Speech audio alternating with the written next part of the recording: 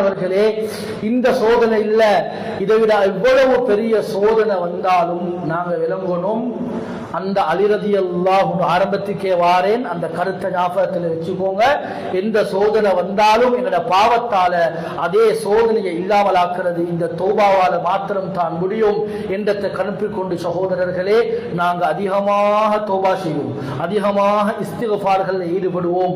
மார்க்க அறிஞர்களும் குர்ஆன்களும் எங்களுக்கு வழிகாட்டக்கூடிய மிக முக்கியமான ஒன்றுதான், நாங்க எல்லாம் 5 நேரம் தொழுறோம். ஒரு நேர தொழுகைக்கு பின்னால நல்லா விளங்கிக்கோங்க, ஒருத்தர் அதே இடத்துல உட்கார்ந்து நல்ல நேரம் இருக்கு, டைமிக்கு ஒரு 200 இஸ்திக்ஃபார் செய்யுங்க. அப்போ ஒரு நாளைக்கு 5 நேரம் தொழுவோம், 1000 இஸ்திக்ஃபார். வீட்டில் 5 பேர் இருந்தா 5000 இஸ்திக்ஃபார், 10 பேர் இருந்தா 10,000 இஸ்திக்ஃபார். 2000 கிட்டத்தட்ட 23 லட்சம் முஸ்லிம்கள் வாழ்றோம் நாட்டில். எத்தனை கோடி, எத்தனை மில்லியன், எத்தனை டில்லியன் இஸ்திக்ஃபார்.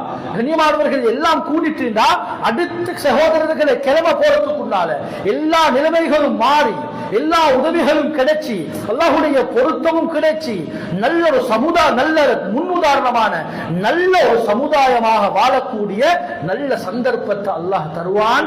அதற்கு என்ன செய்யணும் தெரியுமா? பாவங்கள் அப்படியே குறையும், நன்மைகள் அப்படியே கூடிச்சுன்னு சொன்னா இது சாத்தியம். எனவே கண்ணியமானவர்கள், எல்லா விதமான பாவங்களுக்கும் தௌபா செய்து இந்த தௌபாவின் பக்கம், இந்த இஸ்திக்ஃபாரின் பக்கம் விரையக்கூடிய நல்ல மக்களாக அல்லாஹ் ஜல்ல ஜலாலுஹு நம் அனைவரையும் ஆக்கியருள்வானாக. ஆமீன் ஆமீன். வ ஆகிரு தஅவானா அல்ஹம்துலில்லாஹ்.